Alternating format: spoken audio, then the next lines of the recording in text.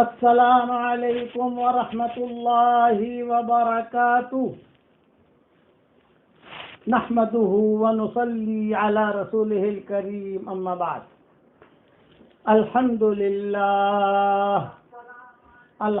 لله نحمده ونستعينه ونستغفره ونؤمن به ونتوكل عليه ونعوذ بالله من شرور أنفسنا ومن سيئات أعمالنا ونعوذ بالله من شرور أنفسنا ومن سيئات أعمالنا ونعوذ بالله من شرور أنفسنا ومن سيئات أعمالنا من يهده الله فلا مضل له ومن يضلله فلا هادي له ونشهد أن لا إله إلا الله وحده لا شريك له ونشهد أن سيدنا ومولانا محمدا عبده ورسوله صلى الله عليه وعلى آله وأصحابه وبارك وسلم تسليما كثيرا كثيرا أما بعد فأعوذ بالله من الشيطان الرجيم بسم الله الرحمن الرحيم إنا فتحنا لك فتحا مبينا ليغفر لك الله ما تقدم من ذنبك وما تأخر ويتم نعمته عليك ويهديك صراطا مستقيما وَيَنْصُرَكَ اللَّهُ نَصْرًا عَزِيزًا صدق اللہ. قابل احترام بھائیوں، دوستوں، بزرگوں، مائیں، بہنیں، بیٹیاں، سلسلہ وار مضمون ہے فتح مکہ کا. فتح مکہ ہوا کیوں؟ کیا ضرورت پیش آئی؟ حضور صلی اللہ علیہ وسلم نے جو مکہ مکرمہ فتح کرنے کا ارادہ کیا اور اتنا بھاری قدم اٹھایا، اس کی کیا وجہ بنی؟ یہ میں مختصر میں آپ کو سمجھاتا ہوں کہ صلح حدیبیہ جب ہو گئی، حضور صلی اللہ علیہ وسلم عمرے کے لیے تشریف لے جا رہے تھے، مکہ والوں نے روک لیا. مکہ بالکل سامنے ہے اور مکہ والوں نے آ کر کہا کہ بھائی تم مکہ نہیں آ سکتے. بڑی پریشانی ہوئی. سارے کے سارے صحابہ نے کہا کہ حضرت بالکل سامنے مکہ دکھائی دے رہا ہے، ہمیں منع کر رہے ہیں لوگ. آپ نے فرمایا نہیں کہ دیکھو لڑائی وڑائی نہیں کرنی. ایک بات یاد رکھنا، حضور صلی اللہ علیہ وسلم کی عادت لڑائی وڑائی کی نہیں تھی. کسی کو دھوکہ دینا یا وعدے کے خلاف کرنا یا کسی کے لیے چالاکیاں برتنا، یہ چیز آپ صلی اللہ علیہ وسلم کے پاس نہیں تھی. آپ صلی اللہ علیہ وسلم کے پاس اخلاق تھے اور اس اخلاق کی بنیاد پر یہ اسلام دنیا میں پھیلا ہے. لیکن کوئی زہریلا پھوڑا ہوا کہ وہ کینسر ہے، زہریلا پھوڑا ہے، اس کا علاج اب ہے ہی نہیں، تو پھر آپریشن کرنا پڑتا ہے. وہ آخری درجے میں آپریشن ہوتا ہے کہ کوئی بھی بیماری آئے تو پہلے تو آئنٹمنٹ ہے، اینٹی بایوٹک ہے، اس سے علاج کیا جاتا ہے. لیکن بھئی آئنٹمنٹ بھی کامیاب نہیں دیتی، مرہم سے بھی کوئی فائدہ نہیں ہوتا، اور پھر جو ہے وہ اینٹی بایوٹک سے بھی کوئی فائدہ نہیں ہوتا. تو پھر سرجن ڈاکٹر جو ہوتا ہے وہ کہتا ہے کہ بھی زہریلے پھوڑے کو ختم کرنے کے لیے آپریشن کرو. اسی لیے آپ نے دیکھا ہوگا کہ کئی ڈائبٹیز والوں کو جو ہے کسی کا پاؤں کاٹ دیا جاتا ہے، کسی کا ہاتھ کاٹ دیا جاتا ہے. یہ چیزیں ہوتی ہے، یہ آخری درجے کی ہوتی ہے. تو صلح حدیبیہ تو خیر ہو گئی. میں آپ کو سمجھا رہا ہوں کہ مکہ مکرمہ جو فتح مکہ کا جو قصہ ہوا اتنا لمبا چوڑا، اس کی وجہ کیا بنی؟ جب صلح حدیبیہ ہو گئی تو عام طور سے صلح کے اندر دونوں قوموں کا خیال رکھا جاتا ہے کہ بھی چلو اس کا بھی خیال رکھو، اس کا بھی خیال رکھو. لیکن صلح حدیبیہ میں ایسا نہیں ہوا. صلح حدیبیہ میں ایسا ہوا کہ بھئی ساری تم ہماری مان لو، ہم تمہاری نہیں مانیں گے. خلاصہ کلام یہ، مکہ والے کہنے لگے کہ ہم جو کہیں وہ تم سب مان لو، تم جو کہو گے ہم نہیں مانیں گے. اس پر حضرت عمر ہیں، دوسرے صحابہ ہیں، وہ کہنے لگے کہ حضرت یہ کیسے صلح؟ تو آپ ایک جملہ کہتے تھے کہ یہی فتح ہے، جیتنا ہے تو ہارے چلا جا. شاعر کہتا ہے کہ اگر جیتنا ہے تو ہارے چلا جا، جیتنا ہے تو ہارے چلا جا۔ ایسی ایسی شرطیں مکہ والوں نے رکھی کہ حضرت علی کو حضور صلی اللہ علیہ وسلم نے کہا کہ علی چلو ایگریمنٹ کرو، مکہ صلح حدیبیہ لکھو۔ تو حضرت علی نے لکھنا شروع کیا تو آپ نے فرمایا لکھو من محمد ابن عبداللہ، من محمد رسول اللہ، یہ جملہ کہا، یہ لکھو کہ من محمد رسول اللہ۔ تو مکہ والے کے سامنے بیٹھے ہوئے تھے، سہیل ابن عمرو ہیں، یہ سارے کے سارے جو چودھری ہیں یہ سامنے بیٹھے ہوئے تھے، تو انہوں نے کھڑے ہو گئے، لا لا لا لا لا لا، نہیں نہیں نہیں نہیں نہیں، من محمد رسول اللہ مت لکھنا۔ آپ نے فرمایا بھی کیا لکھوں؟ یہ فرمایا لکھو من محمد ابن عبداللہ، ہم آپ کو اللہ کا رسول مانتے ہی نہیں تو رسول اللہ کا جملہ کیوں لکھوائیں ہم؟ تو حضور صلی اللہ علیہ وسلم نے کہا کوئی بات نہیں۔ اچھا یہ ایگریمنٹ میں سارے صحابہ بیٹھے ہوئے ہیں، ابو بکر ہیں، عمر ہیں، سارے کے سارے صحابہ۔ ام سلمہ اس سفر میں ساتھ تھی، ام سلمہ فتح مکہ میں بھی تھی اور صلح حدیبیہ میں بھی تھی، اور مکہ کے مکرمہ کے فتح میں حضرت میمونہ بھی ساتھ تھی، اور صلح حدیبیہ میں صرف ام سلمہ ساتھ تھی، جہاں تک مجھے یاد ہے۔ تو اب سارے کے سارے پریشان، صدیق اکبر خاموش، ابوبکر خاموش۔ میں آپ نے فرمایا بھی چیختے کیوں ہو؟ تم کیا چاہتے ہو یہ بتاؤ۔ دیکھو نبی کتنا دب کر صلح کر رہا ہے، تم کیا چاہتے ہو یہ بتاؤ۔ یہ فرمایا آپ کو اللہ کا رسول مانتے ہی نہیں ہے تو آپ محمد رسول اللہ مت لکھواؤ، آپ محمد ابن عبداللہ لکھواؤ۔ تو آپ نے فرمایا بھائی کوئی بات نہیں علی، مٹا دو رسول اللہ کا جملہ مٹاؤ اور محمد ابن عبداللہ لکھو۔ تو حضرت علی نے کہا کہ حضرت میں یہ جملہ نہیں مٹا سکتا، میں نہیں مٹا، میری ہمت نہیں ہے کہ رسول اللہ کا جملہ نہیں مٹاؤں۔ آپ نے فرمایا اچھا بتاؤ تم نے کہاں لکھا ہے؟ آپ تو امید ہے نا، تو آپ کو پتا نہیں تھا کہ کون سا جملہ رسول اللہ کا ہے، کون سا یہ ہے، کون سا ہے، امید ہے۔ تو آپ نے کہا اچھا بتاؤ، تو حضرت علی نے اپنی انگلی سے بتایا یہ ہے، تو حضور صلی اللہ علیہ وسلم نے خود نے کاٹا، چلو لکھو محمد ابن عبداللہ، چلو بھی تم جیسا کہو ویسا ہم کرتے ہیں۔ مکہ والوں سے یہ کہا۔ اب شرطیں ہو رہی ہیں ساری، حضرت عمر اونچے نیچے ہو رہے۔ میں مکہ مکرمہ کی فتح سمجھا رہا ہوں آپ کو کہ مکہ مکرمہ، اچھا آپ صلی اللہ علیہ وسلم کو بعض مرتبہ بعض باتوں پر بوجھ بھی پڑتا تھا، یہ نہیں ہے کہ بھائی آپ کو کوئی تکلیف نہیں ہوتی تھی، نہ آپ محسوس کرتے تھے بات چیزوں کو، اور بات چیزوں آپ چھوڑ دیتے تھے۔ ایک صحابی ہے عمیر ابن عجلان، صحیح بخاری میں روایت آتی ہے، یہ حضور صلی اللہ علیہ وسلم کے پاس آئے اور آ کر کہا کہ حضرت میں گھر میں داخل ہوا تو میری بیوی کے ساتھ ایک آدمی زنا کر رہا تھا، بخاری کی روایت ہے۔ تو حضور نے اچھا سب کے سامنے کہا انہوں نے آ کر کہ میں نے میرے گھر میں داخل ہوا تو میں میری بیوی کے ساتھ ایک آدمی کو دیکھا، دونوں کو دونوں ننگے ہیں اور وہ زنا کر رہا تھا۔ آپ نے فرمایا دیکھ سن لے، اب بوجھ پڑا حضور پر ان کے جملے کا، سن لے اگر شاہد نہیں لایا، گواہ نہیں لایا تو تیری پیٹھ پر میں درے لگواؤں گا، ایک بات، دوسرا بھاگ یہاں سے، نکل یہاں سے، چلا جا۔ اب وہ کھڑے ہوئے بیٹھے ہوئے تو حضور نے رخ موڑ لیا، یہاں آ کر بیٹھے تو حضور نے دیکھا، بوجھ پڑا۔ امام نووی اس حدیث کی تشریح میں لکھتے ہیں کہ حضور صلی اللہ علیہ وسلم کو بعض مرتبہ بہت کڑا بوجھ بھی پڑتا تھا، کیونکہ میرے پاس ایک آئٹم لائے کیوں میرے واسطے بھائی تو یعنی امام نووی لکھتے ہیں بھائی تجھے اس عورت کے ساتھ جو کرنا ہے وہ کر، اسے طلاق دے دے، اسے روانہ کر دے، اسے بھگا دے، لیکن یہ لیٹر میرے سامنے تو کیوں لایا؟ وہ ایک یہودی عالم تھے، بہت بڑے عالم تھے، حضور صلی اللہ علیہ وسلم سے آ کر بیٹھے سب کے سامنے اور وہ جو ہے بحث کر رہے ہیں۔ حضور کو غصہ آ گیا، تم میرے ساتھ اتنی بحث کر رہے ہو، تمہارا پیٹ دیکھو، پیٹ تمہارا تون دیکھو کتنا پیٹ تمہارا بڑا ہوا ہے، تورات میں کیا یہی لکھا ہے؟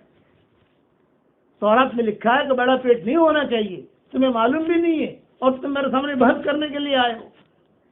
وہ عالم جو تھے ایک دم سے چونک گئے، ارے تورات کی بات یہ نہیں معلوم کہ تورات میں لکھا ہے کہ پیٹ بڑا نہیں ہونا چاہیے، زیادہ کھانا یہ عبادت نہیں ہے، روزہ رکھنا یہ عبادت ہے۔ یہ فرمایا کھانا یہ عبادت نہیں ہے کہ کھاؤ خوب پیٹ بڑھاؤ، محسوس بھی کرتے تھے۔ امام نووی نے خود تشریح لکھی ہے، یہ صحابی نے جنہوں نے آ کر حضور سے کہا اس سلسلے میں بڑے تشریح لکھی امام نووی رحمۃ اللہ علیہ نے، اللہ ان کی قبر کو نور سے منور فرمائے۔ تو آپ محسوس کر رہے تھے صلح حدیبیہ میں کہ بالکل مجھے بیوقوف بنا رہے ہیں یہ لوگ، مجھے یہ یعنی میں جو شرطیں ہونی چاہیے اس شرطوں کے اعتبار سے بات نہیں کر رہے. آپ کہتے گئے ٹھیک ہے ٹھیک ہے ٹھیک ہے، جو لکھنا ہو لکھو، میں دستخط کر دوں گا، جو لکھنا ہے لکھو. اب ایک شرط انہوں نے لگائی کہ ہمارا کوئی آدمی مدینہ آئے واپس کرنا پڑے گا. آپ نے فرمایا اوکے. دوسری شرط لگائی کہ تمہارا آدمی مکہ آئے گا واپس نہیں کریں گے. آپ نے فرمایا اوکے. حالانکہ ہونے کیا چاہیے بھائی ہمارا تمہارے پاس آئے تم واپس کرو، تمہارا ہمارے پاس آئے ہم واپس کریں گے. عقل تو یہ کہتی ہے. یہاں پہ فرمایا مکہ والے سب خوش ہو رہے ہیں. سہیل ابن عمرو تھے، بعد میں مسلمان ہو گئے، لیکن اب ایگریمنٹ کرنے میں وہ تھے سہیل ابن عمرو. اور وہ تو کہا حضرت لکھو کہ مکہ والا، مکہ کا کوئی آدمی اگر مدینہ آئے گا تو آپ کو واپس کرنا پڑے گا. آپ نے فرمایا لکھو ٹھیک ہے ہم واپس کر دیں گے. بھائی کئی صحابہ بیچارے مکہ سے آئے، حضور نے واپس کر دیا. بھائی ہمارے ہم نہیں رکھیں گے، ہمارا ایگریمنٹ ہوا ہے، ہم خلاف ورزی نہیں کرنے والے. اور اگر جو ہے تمہارا کوئی آدمی یار مکہ کا آدمی آئے گا واپس کریں گے، مدینہ کا آدمی جائے گا واپس نہیں کریں گے. آپ نے کئی مدینہ کچھ لوگ صحابی چلے گئے اپنے رشتہ داروں سے ملنے کے لیے، انہوں نے پکڑ لیا وہاں. یہ قصے ہوئے، آپ برداشت کرتے گئے. اس میں بھی ایک قصہ یہ ہوا کہ کچھ عورتیں مکہ سے چل کر آ گئی مدینہ منورہ. مسلمان عورتیں تھی، یہ مکہ والے بھاگے بھاگے آئے. اس میں حضرت عمر کی بیوی بھی تھی، ان کی شادی ہے حضرت عمر کی. وہ ان کی ایک کتاب لگا، ان کی عمر حضرت عمر کی کچھ بیویاں وہاں رہ گئی تھی، کچھ یہاں تھی، یعنی ایک یہاں تھی، دو یہاں تھی، دو وہاں تھی. یہ مسئلہ تھا ان کا. اسی طریقے سے کسی اور صحابی کی تھی جو اب وہ فوراً جو ہے مکہ والے بھاگے بھاگے آئے. ہمارا ایگریمنٹ ہوا تھا مکہ کا ہمارا کوئی آدمی مدینہ آئے گا واپس بھیجنا پڑے گا. اب وہ عورتیں بیچاری آئی اور عورتوں نے کہا کہ حضرت ہم تو ایمان بچانے کے لیے آئی ہیں یہاں پر. آپ اپنے فرمایا نہیں ہم تو واپس بھیجیں گے تم کو، جاؤ. اتنے میں جبریل آئے اور جبریل علیہ السلام نے کہا حضرت ایگریمنٹ پڑھی ہے. ایگریمنٹ میں مردوں کا تذکرہ ہے، عورتوں کا تذکرہ نہیں ہے. آپ نے فرمایا ہاں عورتوں کا تذکرہ نہیں ہے، ابھی عورتوں کو بس بھیجو. یہ قصے ہوئے. اب اس میں ایک قصہ ایک اور ہوا کہ مکہ والوں کے ساتھ یہ ایگریمنٹ ہوا تھا فلاں قبیلے تمہارا ساتھ دیں گے. یعنی آپ اختیار دے دیا عرب کے قبیلوں کو. قبیلوں نے اعلان کر دیا بھائی ہم محمد کا ساتھ دیں گے صلی اللہ علیہ وسلم. اور بعض لوگوں نے کہا کہ ہم مکہ والوں کا ساتھ دے دیں گے.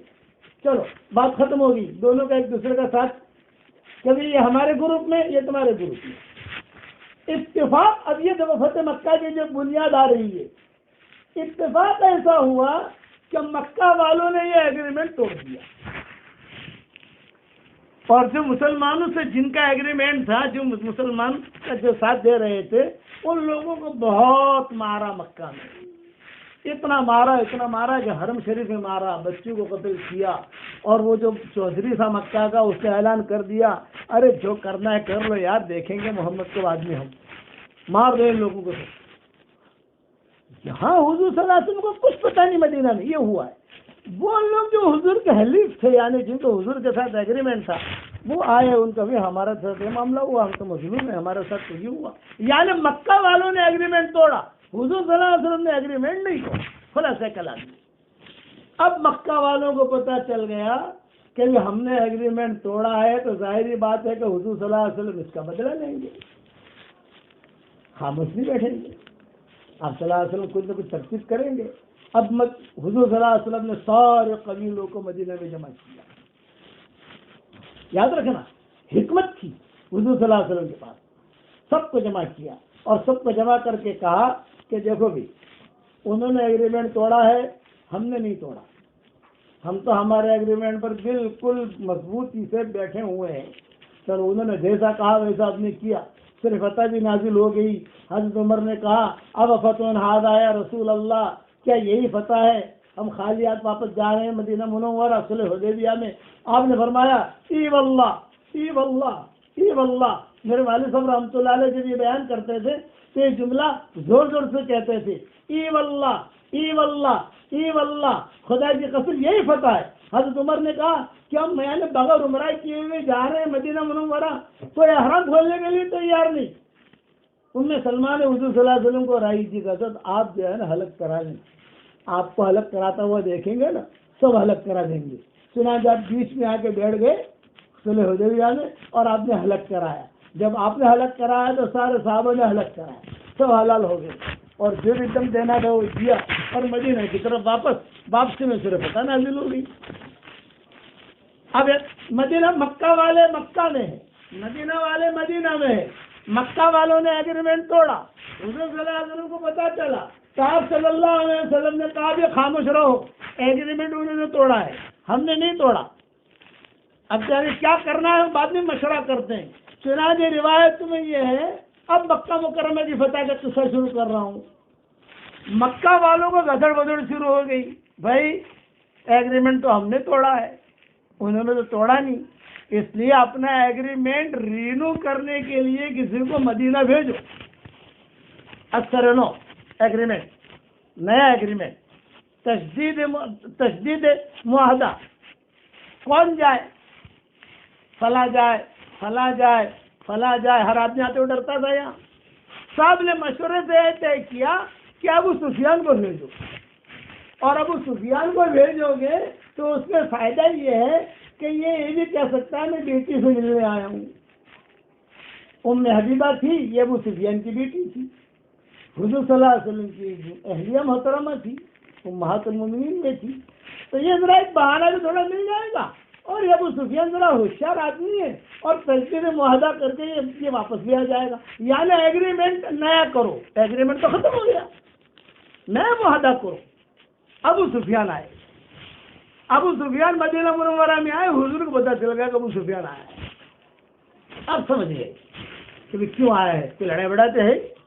اب یہ کیوں آیا؟ یہ سیدھا ام حبیبہ کے پاس آیا، سب سے پہلے بیٹی کے پاس۔ جب آیا تو بیٹی نے باپ کا جو اکرام کرنا چاہیے وہ تو کیا، لیکن جس چارپائی پر حضور صلی اللہ علیہ وسلم آرام کرتے تھے وہ چارپائی پر جب اس نے بیٹھنے کا ارادہ کیا تو ام حبیبہ نے کہا کہ ٹھہریے ابو ٹھہریے، ابو ٹھہرو، یہ کہہ کر حضور صلی اللہ علیہ وسلم کا بستر جو ہے لپیٹ دیا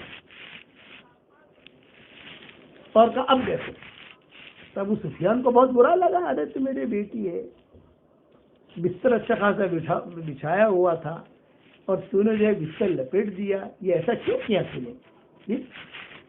کیا میں اس بستر کے لائق نہیں ہوں، یا یہ بستر میرے لائق نہیں ہے؟ یہ جملہ کہا تو ام حبیبہ نے کہا کہ ابا دیکھو، آپ میرے والد ہو، ٹھیک ہے تم مشرک ہو، میں مسلمان ہوں اور میں ام المومنین ہوں، یہ حضور صلی اللہ علیہ وسلم کا بستر ہے، پاک ہے، اور آپ ناپاک ہیں، اس لیے میں آپ کو کھانا کھلا سکتی ہوں، میں آپ کا جو ہے کھجور کھلا سکتی ہوں، پانی پلا سکتی ہوں، لیکن حضور صلی اللہ علیہ وسلم کے حرم میں ان کی پاک جگہ پر ناپاک آدمی کو میں نہیں بٹھا سکتا۔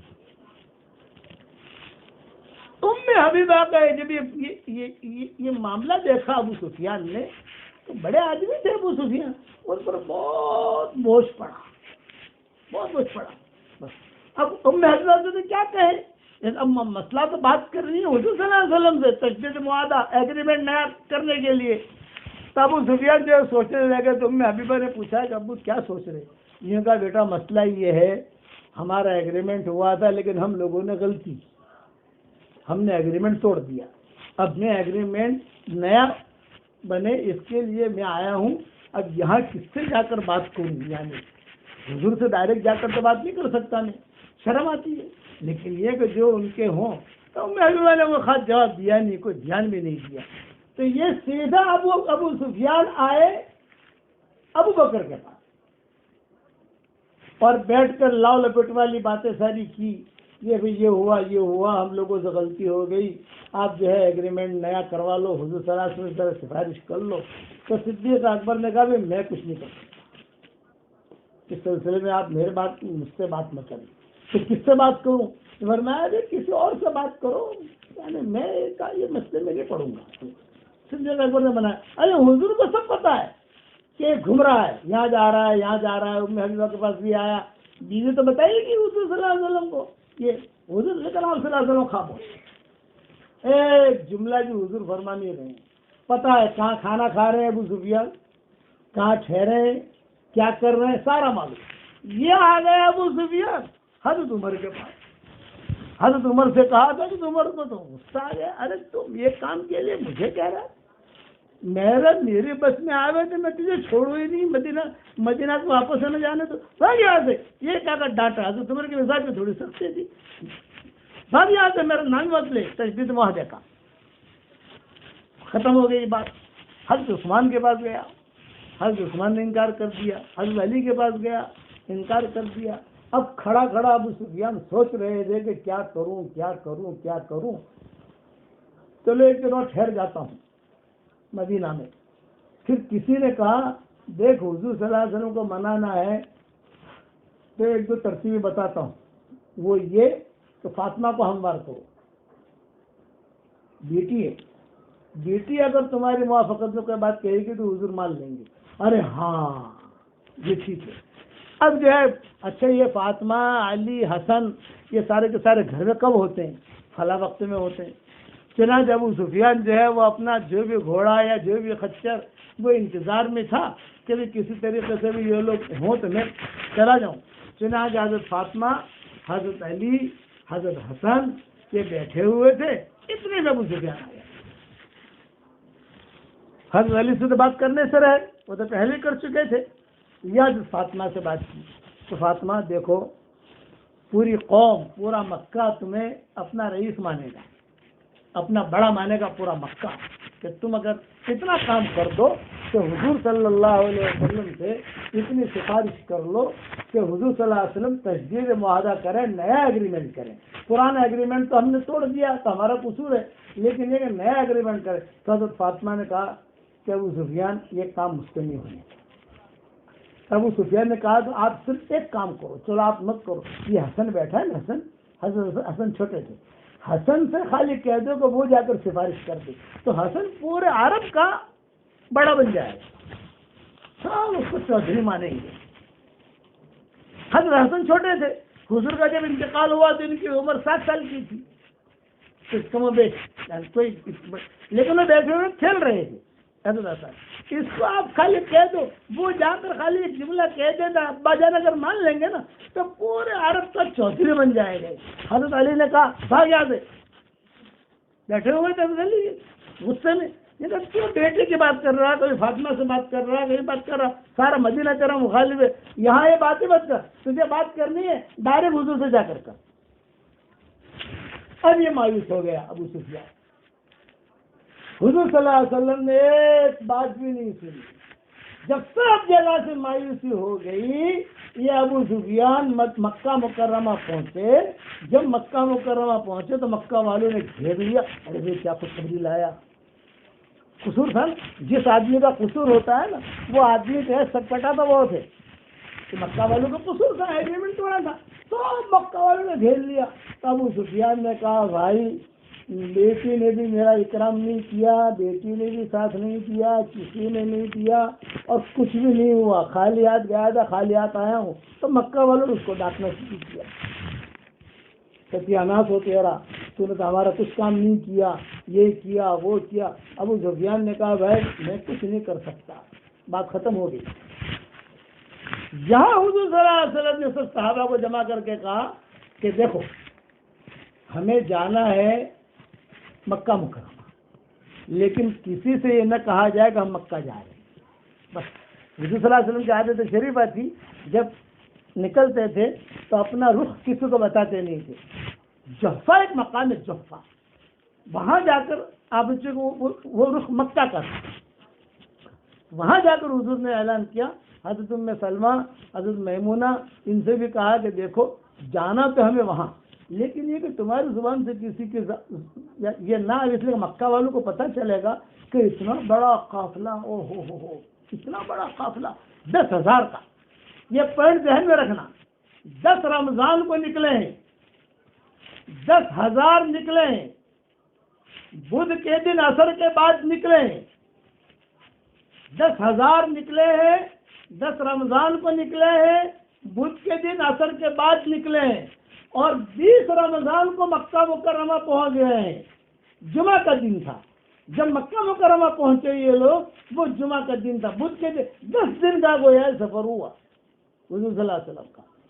حضور اکرم صلی اللہ علیہ وسلم روانہ ہوئے اور روانہ ہوتے ہی آپ صلی اللہ علیہ وسلم نے جو ہے سب صحابہ سے کہہ دیا کہ کسی سے بھی کوئی بات کرنی نہیں ہے، ہم جو ہے چلیں مکہ مکرمہ کی طرف. اور اعلان عام کر دیا کہ مسلمان تیاری کر کے پہلی رمضان تک مدینہ منورہ پہنچ جائے، کوئی اپنے گھروں میں نہ رہے. جب تیاری مکمل ہو گئی تو حضور صلی اللہ علیہ وسلم رمضان المبارک کے شروع میں 10,000 صحابہ کو لے کر بعد نماز عصر مدینہ منورہ سے روانہ ہو گئے. 10,000 صحابہ، 10 رمضان، بدھ کا دن، اور اس طریقے سے بخاری شریف کی روایت ہے مدینہ منورہ سے روانہ. آپ صلی اللہ علیہ وسلم نے صحابہ کو سختی سے منع کیا. ایک جملہ کہا کہ فتح مکہ جا رہے تھے، آپ نے ایک سختی سے منع کیا اور یہ کہا کہ کسی سے یہ نہ کہا جائے کہ ہم فلاں جگہ جا رہے ہیں. اس کی وجہ یہ تھی کہ اگر قریش کو معلوم ہوا تو وہ بھی ہمارے مقابلے کی تیاری کریں گے. ابھی تو اتنا ہے کہ انہوں نے ایگریمنٹ توڑا ہے، بس اس کے علاوہ کی بات ہے نہیں، وہ بھی تیاری کریں گے. اور طرفین میں جنگ سے حرم پاک کی جو حرمتی ہوئی، یہ آپ نے اعلان کیا. اچھا، جب مدینہ منورہ سے روانہ ہوئے اور سارے کے سارے صحابہ جمع ہو گئے تو 10 رمضان المبارک بدھ کا دن عصر کے بعد 10,000 توحید کے متوالے شمع رسالت سارے کے سارے صحابہ کی معیت میں مدینہ منورہ سے مکہ مکرمہ کے لیے روانہ ہوئے. اب راستے میں قصے ہوئے. اب سارے قصے میں آپ کو کیا سناؤں، بہت قصے ہوئے. فتح مکہ میں جاتے ہوئے بھی ایک دو قصے سنا دیتا ہوں. جب آپ صلی اللہ علیہ وسلم جحفہ پہنچے تو راستے میں آپ نے کچھ لوگوں کو دیکھا کہ تیزی کے ساتھ مکہ سے آ رہے ہیں. آپ کو گھبراہٹ ہوئی، ارے بھی یہ قافلہ مکہ مکرمہ سے کون آ رہا ہے، گھوڑے ہیں، اونٹ ہیں، سارے کے سارے. تھوڑا سا آپ سہمے کہ یہ جحفہ جو ہے یہودیوں کی بستی. ابھی بھی ہم مکہ مکرمہ سے جب مدینہ منورہ جاتے ہیں یا مدینہ منورہ سے مکہ مکرمہ جاتے ہیں تو جحفہ جحفہ جحفہ جحفہ لکھا ہوا ملتا ہے. یہ یہودیوں کی بستی تھی. انہوں نے کہا جب آپ کو یہ فکر ہوا کہ کون آ رہا ہے دیکھو، کون آ رہا ہے دیکھو، کہیں ایسا نہ ہو کہ ہم تو مکہ مکرمہ جا رہے ہیں فتح مکہ کے لیے اور یہ لوگ وہیں سے کوئی لشکر لے کر بھیج نہ رہے ہوں. اس زمانے میں واٹس ایپ تو تھا نہیں کہ واٹس ایپ کے ذریعے سے خبر کر دو، فوٹو بھیج دو، فلاں فلاں آ رہے ہیں، فلاں فلاں آ رہے ہیں، یہ تو تھا نہیں. آپ کو فکر ہوا. جب قریب آیا قافلہ تو آپ نے دیکھا کہ ہو یہ تو میرے چچا ہیں حضرت عباس تھے. وہ مکہ مکرمہ سے آ رہے تھے اپنے گھر والوں کے ساتھ. چونکہ حضور اکرم صلی اللہ علیہ وسلم نے اپنے چچا سے کہا تھا کہ چچا تم، حضرت عباس مسلمان ہو گئے تھے لیکن مکہ مکرمہ میں اپنے اسلام کو چھپا کر رہتے تھے اور وہاں کی خبریں حضور صلی اللہ علیہ وسلم کو دیتے تھے، یہ ہو رہا ہے، یہ ہو رہا ہے، یہ ہو رہا ہے. ان کا اسلام چھپا ہوا تھا. یہ جب مسلمان ہو کر آنے لگے تو حضور صلی اللہ علیہ وسلم نے کہا او چچا آ گیا، چچا آ گیا، چچا آ گیا. حضور صلی اللہ علیہ وسلم جو خوب گلے لگے، خوب معانقہ کیا. ارے چچا کیا حال ہے، کیا حال ہے؟ فرمایا کہ حضرت میں جو ہے مکہ مکرمہ سے ہجرت کر کے آ رہا ہوں مدینہ منورہ. آپ نے فرمایا ٹھیک ہے، اب تم جو ہے جلدی سے اپنے گھر والوں کو مدینہ منورہ چھوڑ دو اور تم میرے ساتھ مل لو، ہمارے ساتھ قافلے میں شریک ہو جاؤ. اور آپ نے 2 جملے کہے جس کو میرے والد صاحب رحمۃ اللہ علیہ بہت زور سے مرکز نظام الدین میں 2 جملے کہتے تھے. یہ کہتے تھے میرے چچا، میری امت کا سب سے آخری مہاجر تو ہے اور اس امت کا سب سے آخری نبی میں ہوں. میرے بعد کوئی نبی نہیں، تیرے بعد ہجرت نہیں. وہ ہجرت تو رہے گی بلاکن خروج لوگ نکلیں گے، لیکن جو ہجرت فرض تھی وہ آپ نے اس وقت وہاں کہا حضرت عباس سے کہ آپ کے بعد اب ہجرت نہیں، میری امت کا آخری جو مہاجر ہے وہ میرا چچا ہے اور میں آخری نبی. یہ میرے والد صاحب رحمۃ اللہ علیہ اپنے بیانوں میں کہتے تھے.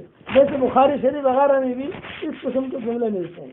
چنانچہ حضرت عباس رضی اللہ تعالیٰ عنہ کو دیکھا کہ اپنے گھر والوں کو لے کر آ رہے ہیں، تو آپ نے کہا چچا جلدی سے اپنے گھر والوں کو تو مدینہ بھیج دو، اور تم جو ہے جلدی سے میرے پاس آ کر مل جاؤ ہمارے قافلے میں، ہم اس رستے سے جا رہے ہیں۔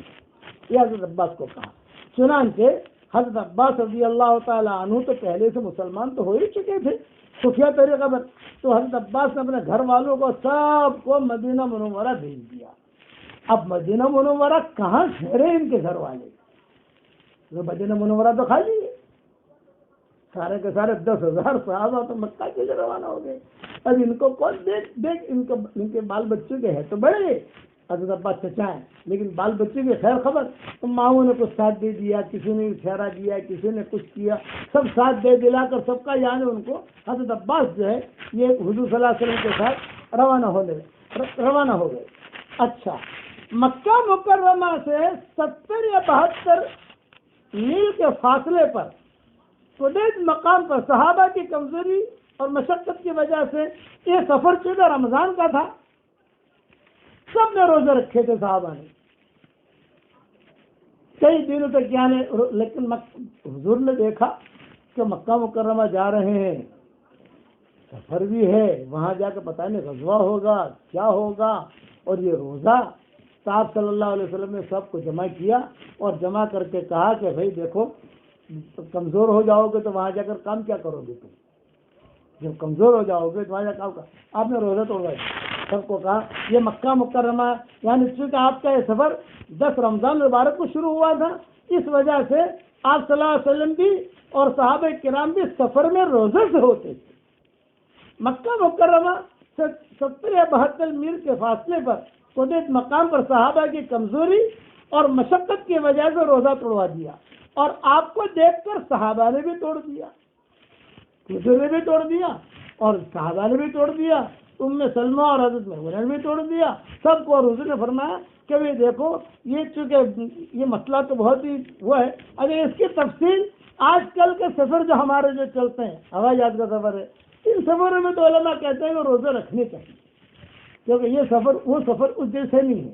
لیکن ایک پوائنٹ میں آپ کو بتا دوں کہ یہ جو سفر آپ کا شروع ہوا تھا یہ جنوری میں شروع ہوا تھا، تو مدینہ منورہ میں ٹھنڈی بہت ہوتی ہے، تو مدینہ منورہ کے بارڈر تک تو 1-2 دن 4 دن تو روزہ بھاری لگانی، ٹھنڈی تھی، ٹھنڈے کے دن بھی چھوٹے ہوتے ہیں، ٹھنڈی بھی تھی، ٹھنڈی ٹھنڈی ہوائیں چلتی تھی، کبھی کبھی ٹھنڈی بارش بھی ہو جاتی تھی، تو مزہ ہے، چلو روزہ بھی ہے ٹھنڈک بھی ہے۔ لیکن جب مکہ کے قریب پہنچے تو وہاں تو گرمی ہے، وہاں تو ٹھنڈی اتنی ہے نہیں، تو حضور صلی اللہ علیہ وسلم نے کہا کہ دیکھو یہ تو وہاں تو خیر نب گئی، مکہ مدینہ سے قریب کی جو فضا تھی وہ تو نب گئی، ٹھنڈے جنوری کا مہینہ تھا، یہ یاد رکھنا کہ جنوری کے مہینے میں مکہ مکرمہ فتح ہوا ہے، یہ پوائنٹ ذہن میں رکھنا، اور عربی مہینے کا اعتبار سے رمضان کا مہینہ۔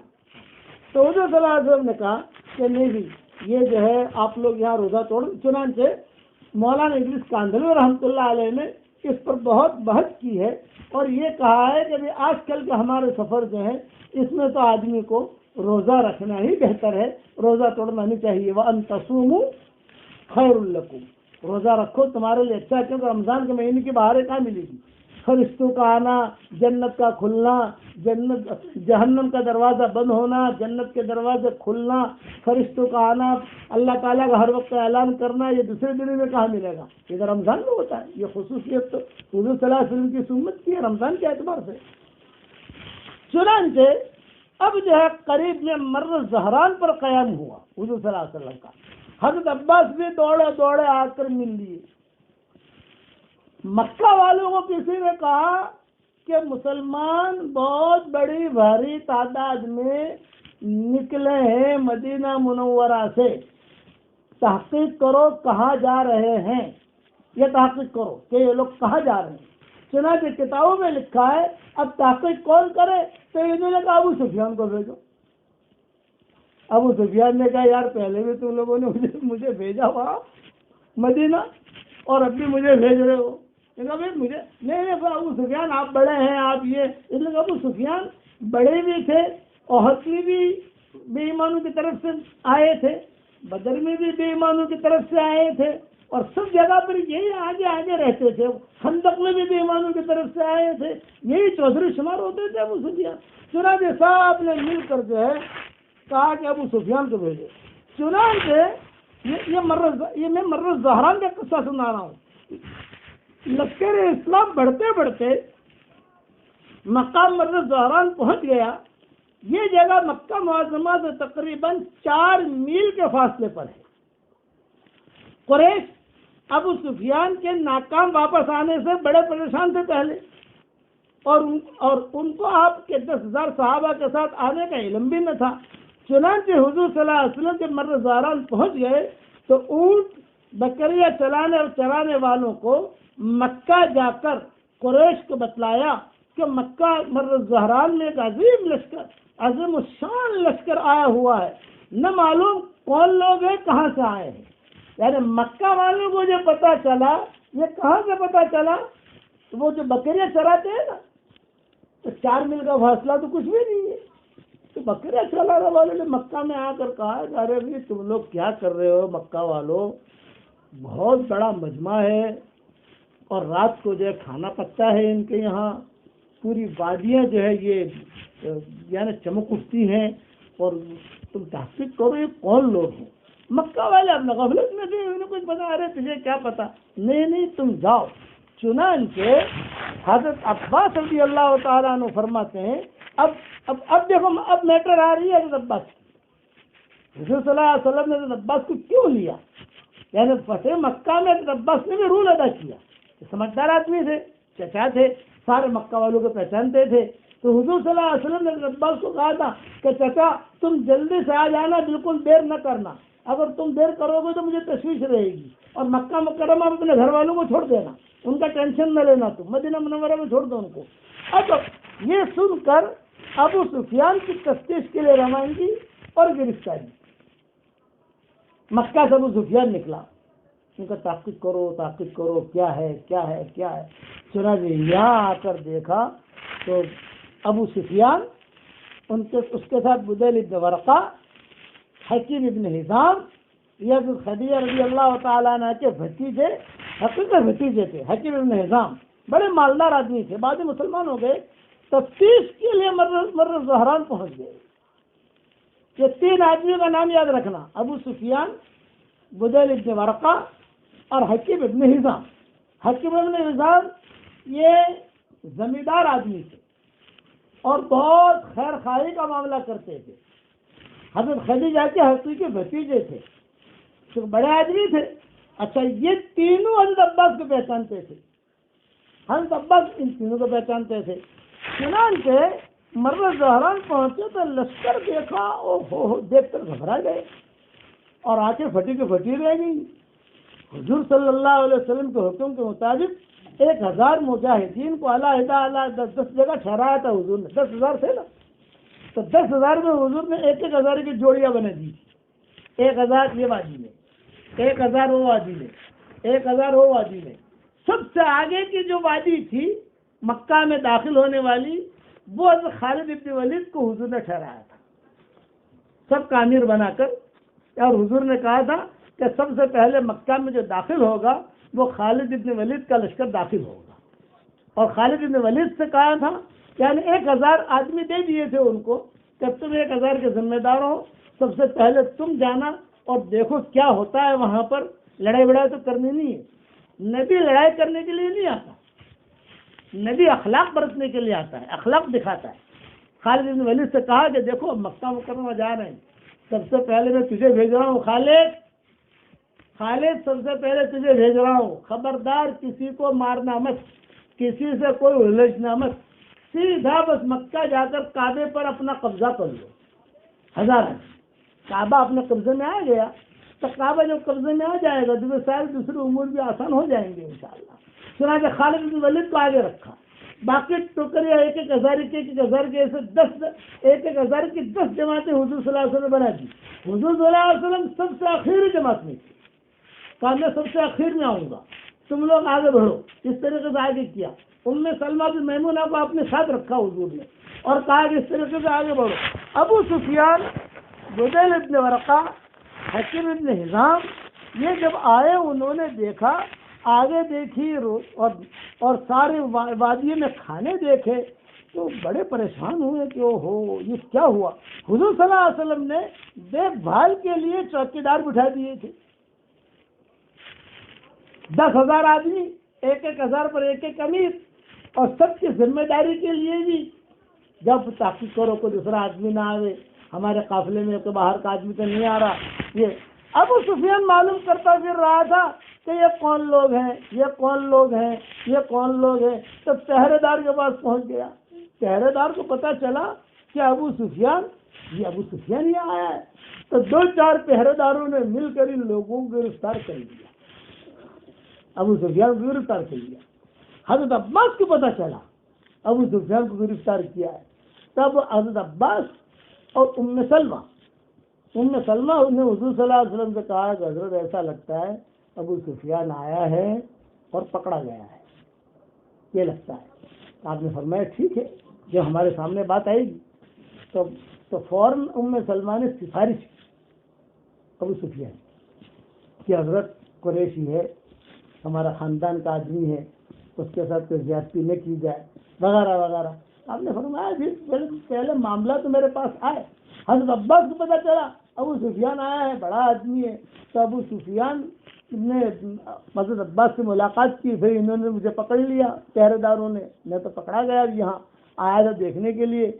تو حضرت عباس نے کہا کہ دیکھ بھائی، تو آیا تھا یہاں چیک کرنے کے لیے، پکڑا گیا ہے، عزت تیری اسی میں ہے کہ تو مسلمان ہو جائے، اس کے علاوہ تو بھی جائے گا، تیری بیوی ہندے بھی جائے گی، دیکھ کتنا بڑا لشکر ہے۔ حضور صلی اللہ علیہ وسلم کو یہ باتیں پہنچ رہی تھی خیمے میں، اتنے میں عباس جو ہے ابو سفیان کو لے کر آ گئے۔ ام سلمہ بھی تھی، میمونہ بھی تھی، خیمے میں بیٹھے ہوئے تھے، لے کر آ گئے۔ تو حضور نے منہ موڑ لیا، ابو سفیان یوں آئے تو حضور نے منہ موڑ لیا، ابو سفیان سامنے آئے تو حضور نے منہ موڑ لیا۔ تو ام سلمہ نے پھر پیچھے سے سفارش کی، حضرت اس کو جو ہے آپ چھوڑ دیں، پکڑا گیا ہے، یعنی جاسوس کرنے آئے تھے، جاسوس کو پکڑ لیا خلاصے کلام، یہ تو اب اس کو چھوڑ دیں، یہ کرے۔ تو حضور صلی اللہ علیہ وسلم نے 2-4 جملے کہے، یہ کہا کہ ابھی اس نے بہت تکلیف دی ہے، احد میں، بدر میں، خندق میں، مکی زندگی میں، سب۔ تو حضور نے حضرت عباس نے درخواست کی کہ حضرت کچھ بھی ہے اپنے خاندان کا ہے۔ تو حضور نے ایک جملہ کہا، اچھا ایک کام کرو، اے بھائی چلو یہاں سے لے جاؤ ان کو۔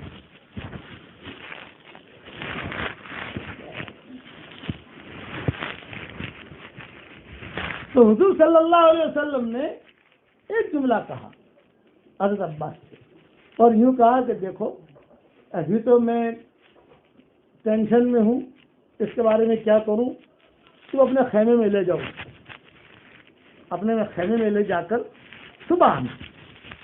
اتنا جملہ کہہ دیا، یعنی ان کی معافی قبول نہیں کی ابو سفیان کی۔ یہ کہ میں ابھی دیکھو رات کا وقت ہے، یہ جاسوس سے کرنے کے لیے آیا تھا، پکڑا گیا، حکیم بن حزام بھی پکڑے گئے، بدر بن رقیع پکڑے گئے، یہ سب پکڑے گئے، تب میں یعنی تو ان کی سب کی نگاہ ابو سفیان پر تھی کہ ابو سفیان کو اگر معاف کر دیا تو سارے کام نمٹ جائیں گے۔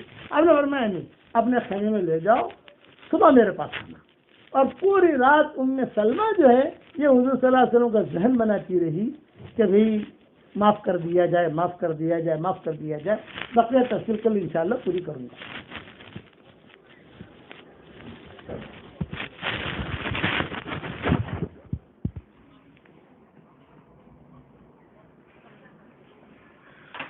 بسم اللہ الرحمن الرحیم۔ ہمارے سامنے نماز سے متعلق کچھ اہم مسائل چل رہے تھے۔ آج نماز سے متعلق ایک مسئلہ تو یہ بتانا ہے کہ بہت سی مرتبہ انسان نماز پڑھتا ہے تو نماز کے دوران انسان کی نگاہ جو ہے وہ کسی گھڑی کے اوپر پڑتی ہے، یا باہر کوئی تھیلی رکھی ہوئی ہے اس پر نام لکھے ہوئے ہے اس نام کے اوپر پڑتی ہے، یا اس کے علاوہ کوئی بھی ایسی چیز جو باہر لکھی ہوئی ہے اس لکھی ہوئی چیز کے اوپر انسان کی نگاہ پڑتی ہے اور وہ چیز انسان پڑھ لیتا ہے۔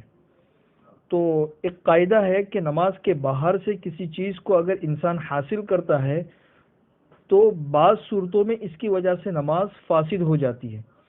تو اس سے متعلق یہ مسئلہ سمجھ لیجئے کہ اگر کوئی انسان نماز پڑھ رہا ہے، گھڑی کے اوپر اس کی نظر پڑ گئی، یا باہر کوئی چیز رکھی ہوئی ہے اس پر کوئی چیز لکھی ہوئی ہے اس کے اوپر انسان کی نظر پڑ گئی، اور بغیر اختیار کے وہ چیز انسان کے ذہن میں آ گئی کہ بھئی اتنے بجے ہے یا یہاں پہ یہ چیز لکھی ہوئی ہے، تو چونکہ بغیر اختیار کے اس کے ذہن میں یہ بات آ گئی ہے تو اس کی وجہ سے نماز فاسد بھی نہیں ہوگی اور نماز مکروہ بھی نہیں ہوگی. ایک شکل. دوسری شکل یہ ہے کہ بہت سی مرتبہ ایسا ہوتا ہے کہ انسان جو چیز دیکھ لیتا ہے اس کو اپنی زبان سے پڑھتا بھی ہے، تو اگر اس نے بے دھیانی میں اپنے زبان سے اس چیز کا تلفظ کر دیا کہ بھئی یہ چیز لکھی ہوئی ہے یا اتنے بجے ہے، تو چونکہ تلفظ کی صورت میں نماز ہر حال میں فاسد ہو جاتی ہے، چاہے اس کی زبان سے نکلنے والا لفظ انسان نے اپنے ارادے اور قصد سے پڑھا ہو یا بغیر قصد کے پڑھا ہو، ہر صورت میں نماز فاسد ہو جاتی ہے. تو اس صورت میں نماز فاسد ہو جائے گی. اس کی تیسری شکل یہ ہے کہ انسان نے اپنے اختیار سے نماز کے باہر کسی چیز کو دیکھا، نماز کے دوران کسی گھڑی کے اوپر یا کسی بھی چیز کے اوپر نظر پڑی اپنے اختیار سے، تو چونکہ اپنے اختیار سے یہ نظر ڈالی ہے تو اس کی وجہ سے نماز مکروہ ہوگی لیکن فاسد نہیں ہوگی، اس لیے کہ اس چیز کا تلفظ اس نے اپنی زبان سے نہیں کیا ہے. تو اس کے 3 درجے ہیں. ایک صورت میں نماز مکروہ بھی نہیں ہوگی، فاسد بھی نہیں ہوگی، ایک صورت میں نماز مکروہ ہوگی، فاسد نہیں ہوگی، اور ایک صورت کے اندر انسان کی نماز صرف مکروہ ہوگی، فاسد نہیں ہوگی. یہ 3 شکلیں ہیں اس میں. دوسرا مسئلہ یہ ہے کہ زوال کا وقت، لوگ پوچھتے ہیں کہ بھئی زوال کا وقت کتنی دیر تک رہتا ہے. یہ مسئلہ اچھی طریقے سے سمجھ لو کہ زوال جو ہے یہ عام طور پر لوگ سمجھتے ہیں جب سورج آسمان کے بالکل بیچ میں ہوتا ہے، تو اس کو فقہ کی اصطلاح میں زوال نہیں کہتے، اس کو استوا کہتے ہیں، استوائے شمس، اور لوگ اسی کو زوال سمجھتے ہیں. حالانکہ زوال کہا جاتا ہے جب سورج مغرب کی طرف ڈھل جائے تو اس وقت کو زوال کہتے ہیں. تو استوا جو ہے یہ مشکل سے 2 یا 3 منٹ کا ہوتا ہے، اور احتیاطاً اس سے پہلے 5 منٹ اور اس کے بعد 5 منٹ ملا لیے جائے تو اس طریقے سے یہ 13 منٹ ہوتے ہیں. یہ 13 منٹ اصل مکروہ ہے. اس وقت میں نماز پڑھنا، سجدہ تلاوت کرنا یہ مکروہ تحریمی ہے. البتہ اس وقت میں اگر کسی شخص نے ذکر کیا، قرآن کریم کی تلاوت کی، تو اس کے اندر کوئی حرج نہیں ہے. تو یہ استوائے شمس، اور جسے عام لوگ زوال کہتے ہیں، یہ صرف 13 منٹ ہوتے ہیں، 13 منٹ سے زیادہ نہیں ہوتے. زوال سے پہلے ایک چیز ہوتی ہے زحوہ کبریٰ. یہ زوال سے تقریباً پونا گھنٹہ پہلے ہوتی ہے، جس زحوہ کبریٰ سے پہلے تک روزے کی نیت کرنا ضروری ہوتا ہے. تیسرا مسئلہ یہ ہے کہ عورتیں جب نماز پڑھتی ہے تو عورتوں کے لیے نماز کے اندر صرف 3 چیزیں کھلی رہنا چاہیے. عورت کا چہرہ ہے، اور اسی طریقے سے ہتھیلی ہے، اور اسی طریقے سے قدم ہے. یہ 3 چیزیں اگر نماز کی حالت میں کھلی رہے گی تو کوئی حرج نہیں ہے. اس کے علاوہ پورا جسم ڈھکا ہوا رہنا چاہیے. پورے جسم کا کسی بھی عضو کا 1/4 حصہ 3 مرتبہ سبحان اللہ کہنے کے بقدر اگر کھل جائے گا یا کھلا رہے گا تو نماز فاسد ہو جائے گی. اس کا خیال رکھیں. بہت سی مرتبہ ایسا ہوتا ہے کہ آستین ہوتی ہے وہ اوپر ہو جاتی ہے، یا اسی طریقے سے بعض عورتوں کی بال بہت لمبے ہوتے ہیں تو سجدے کے اندر جانے کے وقت میں بالوں کا اچھا خاصا حصہ کھل جاتا ہے. تو کسی بھی عضو کا 1/4 حصہ 3 مرتبہ سبحان اللہ کہنے کے بقدر اگر کھلا رہے گا تو نماز فاسد ہو جائے گی. اسی کے ساتھ میں نماز کا ایک مسئلہ یہ بھی دھیان میں رکھے، یہ مسئلہ نماز کا بھی ہے اور روزے کا بھی ہے، کہ جو انسان نماز پڑھنے پر قادر ہے، روزہ رکھنے پر قادر ہے، تو اس کے لیے روزہ رکھنا بھی اپنے وقت پر ضروری ہے، نماز پڑھنا بھی اپنے وقت پر ضروری ہے.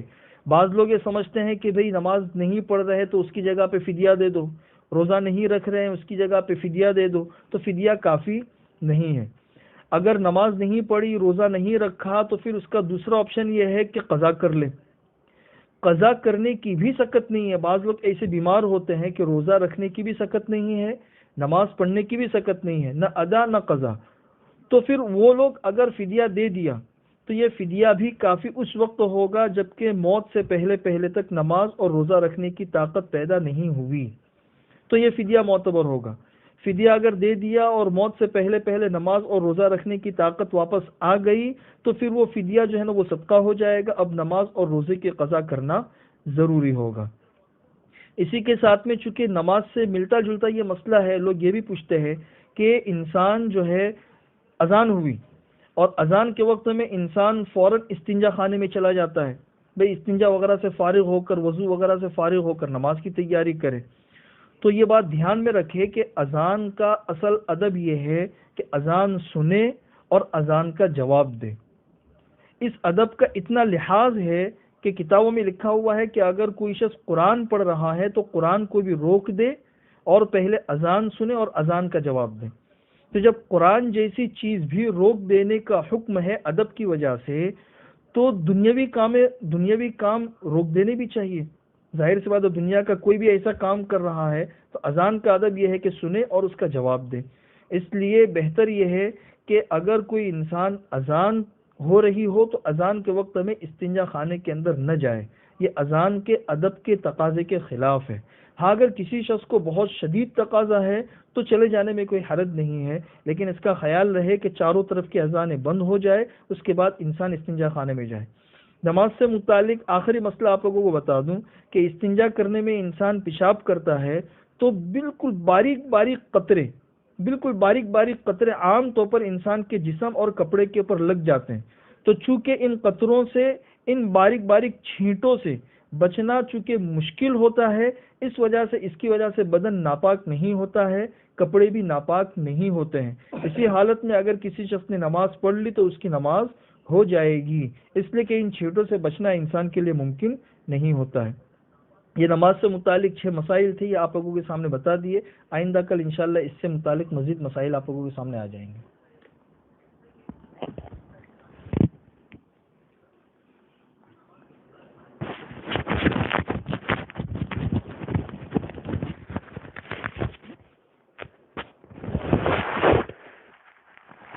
درود شریف پڑھ لو. آج شب جمعہ ہے، اس لیے درود شریف پڑھنے کا بہت اہتمام کریں. جتنا زیادہ ہو سکے درود شریف پڑھیں، اس سے پریشانیاں بھی دور ہوتی ہیں. اور میں ایک دعا پڑھا رہا ہوں، دعا پڑھ لو. ربنا اغفر لی ولوالدی وللمؤمنین یوم یقوم الحساب. حدیث شریف میں آتا ہے جو اس کو ایک مرتبہ پڑھ لے تو دنیا میں جتنے مسلمان مرد اور عورتیں ہوں گی ان سب کے برابر اللہ اس کے اکاؤنٹ میں نیکیاں داخل کرے گا. جس نے بھی پڑھی اللہ نے اسے نیکیاں دے دی. اب دعا مانگو.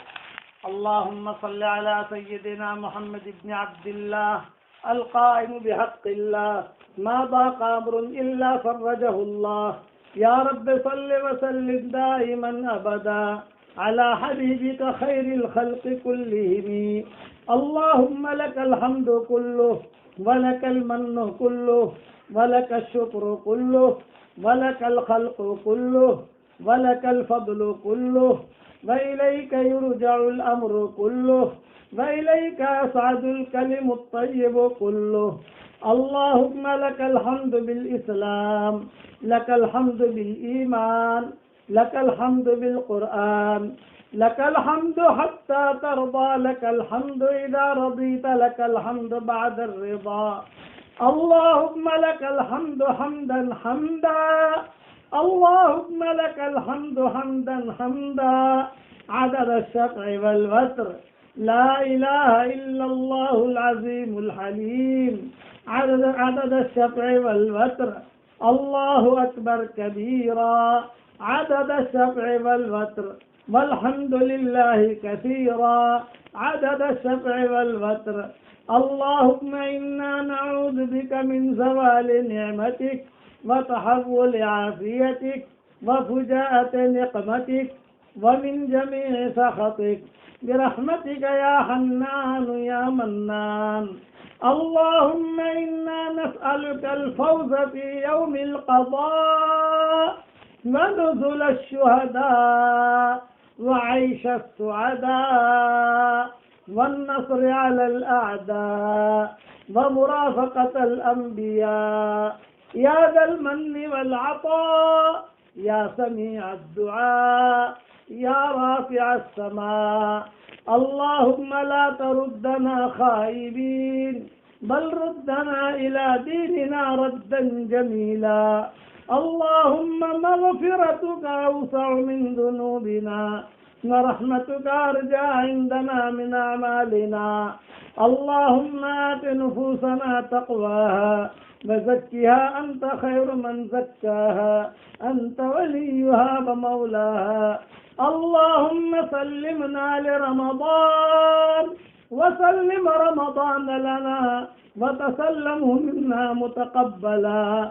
اللهم إنا نعوذ بك من جهد البلاء ودرك الشقاء وسوء القضاء وشماتة الأعداء وسوء المنظر وفجاءة الموت.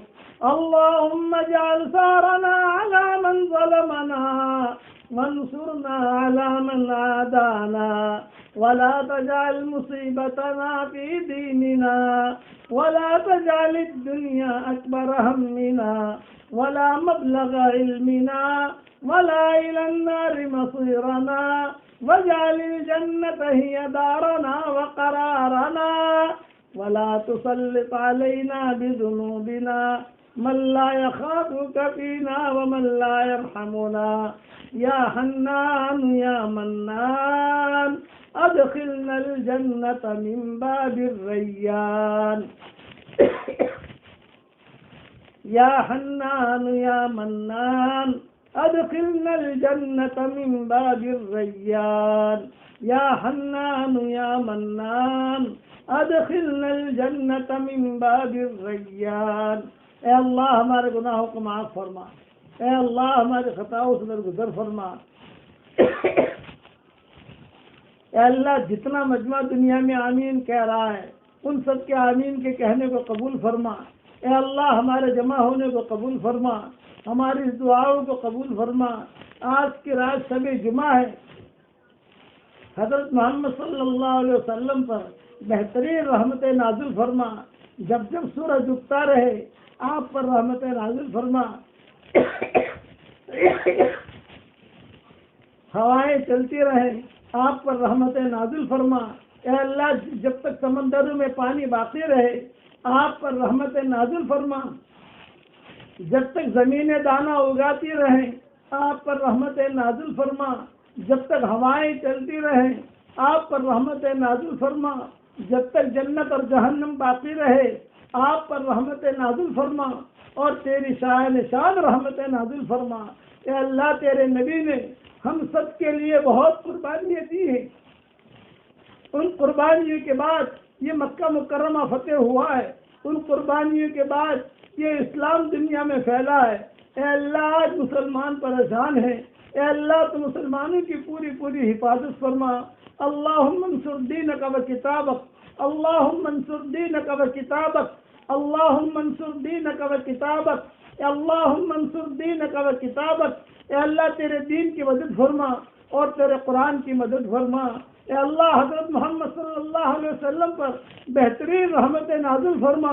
یہ رمضان المبارک کا مہینہ آپ نے دیا ہے، اے اللہ آپ کا شکر ہے، ہمیں اس کی قدر کرنے کی توفیق عطا فرما. ہماری زندگی کا یہ آخری رمضان نہ ہو بلکہ بار بار ہمیں مہینہ مل رہا ہو تو اس کی غیر سے صورت شکلیں پیدا فرما. اے اللہ سمندروں کے وزن کے برابر تیرے نبی پر رحمت نازل فرما، پہاڑوں کے وزنوں کے برابر تیرے نبی پر رحمت نازل فرما. جتنے فرشتے ہیں ان کی تعداد کے برابر تیرے نبی پر رحمت نازل فرما. دنیا میں جتنے ذرات ہیں ان کی عدد کے برابر تیرے نبی پر رحمت نازل فرما. اور جتنی زمینیں ہیں ان کو زمینیں بھر کر تیرے نبی پر رحمت نازل فرما. جتنی جنتیں ہیں وہ جنتیں بھر کر تیرے نبی پر رحمت نازل فرما.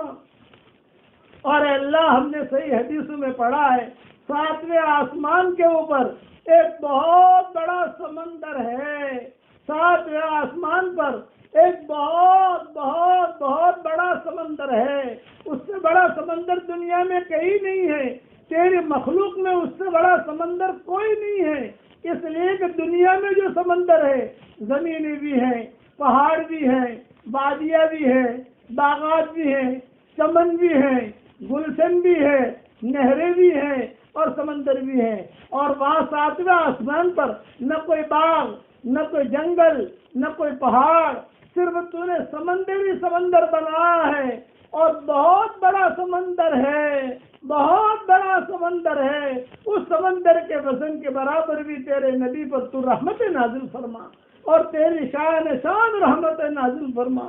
اے اللہ، حضرت محمد صلی اللہ علیہ وسلم نے ہم کو بھائی اور بہن بنایا ہے، اے اللہ یہ تیرے امت کے بھائی بہن ہیں، اے اللہ یہ تیرے نبی کے بھائی بہن ہیں، یہ امت جو ہے تیرے نبی کے بھائی بہن ہیں، یہ امت تیرے نبی کے بھائی بہن ہیں، تیرے نبی کے بھائی بہنوں پر اے اللہ رحم کا کرم کا معاملہ فرما۔ اے اللہ تیرے نبی کے بھائی بہن بہت پریشان ہیں، ان کی پریشانیوں کو تو دور فرما۔ اے اللہ، حضرت محمد صلی اللہ علیہ وسلم کو اس امت سے بہت محبت تھی، ہم نے حدیثوں میں پڑھا ہے کہ جب حضور صلی اللہ علیہ وسلم کا انتقال کا وقت قریب آیا، حضرت جبریل آئے، حضرت لینے کے لیے آیا ہوں، اللہ آپ کا انتظار کر رہے ہیں۔ آپ نے جواب میں کہا، جبریل مجھے بھی اللہ سے ملاقات کرنی ہے، مگر یہ بتا میرے دنیا سے جانے کے بعد میری امت کا کیا ہوگا؟ جبریل آسمانوں پر گئے اور آسمانوں پر جا کر اللہ سے کہا تو اللہ نے کہا، پیارے نبی جی کو سلام کہہ دینا، اور یہ کہہ دینا اپنی امت کے بارے میں ٹینشن نہ لیں، اپنی امت کے بارے میں فکر نہ کریں، آپ کی امت کے بارے میں میرا وعدہ ہے، میں آپ کو خوش کر دوں گا۔ اے اللہ، البیر تو نے تو یہ وعدہ کیا ہے کہ تو نبی کو خوش کرے گا، اے اللہ اس وقت بھی خوش کر دے، اے اللہ اس وقت بھی خوش کر دے۔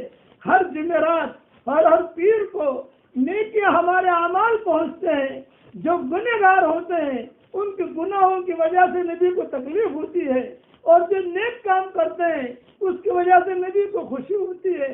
اے اللہ، مکہ مکرمہ کا فتح کا قصہ چل رہا ہے، جس طریقے پر تو نے رمضان المبارک میں اے اللہ مکہ مکرمہ فتح کیا، اے اللہ اس طریقے سے اسلام کے اعتبار سے ساری دنیا کو تو فتح فرما دے، اور اسلام ساری دنیا میں تو پھیلا دے۔ اے اللہ، ہمیں مانگنا نہیں آتا مگر تجھے دینا تو آتا ہے، اپنے کرم سے تو عطا فرما۔ حضور صلی اللہ علیہ وسلم کے اخلاق تو ہمیں عطا فرما۔ اے اللہ، جس نے بھی ہم سے دعاؤں کے لیے کہا ہو، دعاؤں کے لیے خطوط میں لکھا ہو، جن کا ہم پر کسی قسم کا حق اور احسان ہو، یا جو ہمیں اپنے دعاؤں میں یاد کرتے رہتے ہوں، یا مائیں بہنیں ہمیں اپنی دعاؤں میں یاد کرتے رہتی ہوں، ہماری ساری دعاؤں میں ان کا پورا پورا حصہ نصیب فرما۔ اے خوبصورت پردے والے، اے خوبصورت چادر والے، ہمارے عیبوں پر پردے ڈال دے، مستبد الاخیار میں شامل فرما دے، بھلے بندے بندیوں میں شامل فرما دے۔ ان اللہ وملائکتہ یصلون علی النبی یا ایھا الذین آمنوا صلوا علیہ وسلموا تسلیما۔ اے اللہ، تیرے نبی پر بہترین رحمت نازل فرما، یعنی اس رات میں اتنی رحمت نازل فرما کہ تیرا نبی خوش ہو جائے، کہ اتنی رحمت نازل فرما کہ تیرے نبی کو سکون ملے، اس لیے کہ تیرے نبی نے ہمارے لیے بہت قربانیاں دی ہیں، کھانے کی کمی کو برداشت کیا، کپڑوں کی کمی کو برداشت کیا، 2 مہینے تک چولہا نہیں جلتا تھا، اے اللہ کپڑوں کی کمی کو برداشت کیا، اور مکہ مکرمہ فتح ہوا، وہاں اخلاق بڑھتے گئے، سب کو معاف کر دیا گیا، جو اگلے قصے میں انشاءاللہ بیان کروں گا۔ اے اللہ، اس نبی کی امت ہے، ہمیں محروم نہ فرما، ہمیں محروم نہ فرما۔ اے اللہ، ہر قسم کی بیماریوں سے تو اس انسانیت کی حفاظت فرما، خاص طور سے کورونا وائرس کی بیماری سے تو حفاظت فرما، خاص طور سے کورونا وائرس کی بیماری سے حفاظت فرما۔ اے اللہ، جو بیمار ہوں اور جو ہسپتالوں میں ہوں، گھروں میں ہوں، ان سب کو تو شفائے کاملہ عطا فرما۔ جن کے لڑکے اور لڑکیاں شادی کے لائق ہوں، غیر شادی شدہ ہوں، بہترین جوڑوں کا ان کے لیے انتظام فرما۔ جو بے اولاد ہوں، نیک صالح اولاد انہیں نصیب فرما۔ جن کی اولاد تو ہے مگر نافرمان ہے، ان کی نافرمان اولاد کو فرما بردار بنا دے۔ اے اللہ، اگر آپ نے ہمارا نام سعید اور نیک بختوں میں لکھا ہو تو ہمارا نام انہیں میں لکھے رکھیو، اور اگر آپ نے ہمارا نام شقی اور بدبختوں میں لکھا ہو تو ہمارا نام ان کے فہرست سے مٹا دینا، اور نیک لوگوں کے فہرست میں ہمارا نام لکھ لینا۔ لکھنا بھی آپ کا کام ہے، مٹانا بھی آپ کا کام ہے، لوح قلم بھی آپ کے پاس ہے۔ اے وہ پاک ذات، ہماری آنکھیں تجھے نہیں دیکھ سکتی، اے پہاڑوں کے وزنوں کو جاننے والے، اے سمندروں کے پیمانوں کو جاننے والے، اے کبے کے بچے کو اس کے گھونسلے میں روزی پہنچانے والے، اے ٹوٹی ہوئی ہڈیوں کو جوڑنے والے، اے دلوں کے خیالات کو پڑھنے والے، اے ہماری سوچوں کو ریکارڈ کرنے والے، تو بہت بڑی قدرت والا ہے۔ جہاں جہاں آمین کہی جا رہی ہے اور جب بھی کہی جائے، ان کی اور ہماری اجتماعی اور انفرادی پریشانیوں کو دور فرما دے۔ اے اللہ، اس وقت میں جتنے قارون اور جتنے فرعون اور جتنے شداد اور جتنے ابو لہب اور جتنے ابو جہل اس امت کو پریشان کر رہے ہیں، اگر ہدایت ان کے مقدر میں ہو تو حضرت عمر کی طرح انہیں ہدایت دے دے، خالد ابن ولید کی طرح انہیں ہدایت دے دے، صفوان ابن امیہ کی طرح انہیں ہدایت دے دے، ابو سفیان اور حکیم ابن حزام کی طرح انہیں ہدایت دے دے، اور اگر ہدایت مقدر میں نہ ہو تو یسوع سے اپنی زمین کو پاک فرما دے۔ اے اللہ، قارون کو فرعون سے ٹکرا دے، اور ابو جہل کو حامان سے ٹکرا دے، اور شداد کو نمرود سے ٹکرا دے، اور اے اللہ اندھیروں کو اندھیروں سے ٹکرا دے، اور اے اللہ اسلام کی روشنی کو دنیا میں عام اور تام فرما دے۔ اے اللہ، حضرت محمد صلی اللہ علیہ وسلم نے ان راتوں میں جتنی خیر کلام کی دعائیں مانگی ہیں وہ ساری کی ساری ہم سب کے لیے مقدر فرما۔ جن شرور سے پناہ چاہیے ہو ان شرور سے تو ہماری حفاظت فرما۔ اے اللہ، یہ دعا میں مائیں بہنیں بیٹھی ہیں، ہمارے بھائی بیٹھے ہیں، اور دنیا کے سارے کونے میں بیٹھے ہیں، کوئی آسٹریلیا میں آمین کہہ رہا ہے، کوئی امریکہ میں آمین کہہ رہا ہے، کوئی عرب ملکوں میں آمین کہہ رہا ہے، کوئی قرب جوار میں آمین کہہ رہا ہے۔ ان سب کے آمین کے کہنے کو تو قبول فرما۔ افریقہ کے ممالک میں جو آمین کہی جا رہی ہے، دنیا کے ذرے ذرے میں جہاں جہاں آمین کہی جا رہی ہو، اس آمین کو تو قبول فرما۔ اے اللہ، ہم تجھ سے روزانہ 5 ایگریمنٹ کرتے ہیں۔ نمبر 1، اے اللہ، ہم کو تجھ سے بہت محبت ہے۔ نمبر 2، ہم کو تیرے نبی سے بہت محبت ہے۔ نمبر 3، ہم کو تیرے قرآن سے محبت ہے۔ نمبر 4، ہم کو تیرے دین سے بہت محبت ہے۔ نمبر 5، اے اللہ، تو ہم سب کو تیرے دین پر چلنے کی، اخلاص کے ساتھ عمل کرنے کی توفیق عطا فرما۔ جو مانگا وہ عطا فرما، مانگنے سے رہ گیا وہ عطا فرما، اور ہماری جھولیوں کو ہدایت سے بھر دے، ہدایت کی ہواؤں کو چلا دے۔ ہمارے برادران وطن کی ہدایت کے فیصلے فرما، ہمارے برادران وطن کی ہدایت کے فیصلے فرما۔ اے اللہ، جب تیری طرف سے ہدایت کی ہوائیں چلتی ہے، فتح مکہ کے موقع کے اوپر وہ لوگ کہ جن کے بارے میں سوچا بھی نہیں جاتا تھا کہ کبھی انہیں ہدایت ملے گی، جن کا نام تھا شیطان من شیاطین قریش، جن کا نام تھا شیطان من شیاطین مکہ، مکہ کے شیطانوں میں کے بڑے شیطان، قریش کے شیطانوں میں کے بڑے شیطان، اکرمہ ابن ابی جہل، صفوان ابن امیہ، ان کے لقب تھے کہ شیطان من شیاطین قریش، شیطان من شیاطین مکہ۔ کہتے تھے ساری دنیا ہدایت پر آئے گی، اکرمہ نہیں آئے گا، صفوان ابن امیہ نہیں آئے گا، لیکن تیری طرف سے جو ربانی لہریں چلی اور ہدایت کی ہوا چلی، کہ اللہ ان کے دلوں میں بھی تو نے ہدایت کی ہوائیں داخل کر دی۔ اے اللہ، وہی ہدایت کی ہوائیں تو اس وقت میں پھیلا دے اور لوگوں کے دلوں میں ڈال دے۔ کرنے والے آپ ہیں، کرنے والے آپ ہیں، آپ کی قدرت سے نکلی ہوئی کوئی چیز نہیں ہے، آپ کا چاہ لینا کافی ہے۔ اے اللہ، اقوام عالم کی ہدایت کے فیصلے فرما، اقوام عالم کی ہدایت کے فیصلے فرما، اقوام عالم کی ہدایت کے فیصلے فرما۔ اور آخر میں خاص دعا کرتا ہوں، تیری مخلوق میں سے جو پریشان حال ہو ان سب کی پریشانیوں کو دور فرما، اور جس کی جو حاجت ہو عافیت کے ساتھ ان سب کی حاجتوں کا تو غیر سے تکفل فرما، اور اپنے فضل و کرم سے ہماری دعاؤں کو قبول فرما۔ سبحان ربك رب العزة عما يصفون وسلام على المرسلين والحمد لله رب العالمين.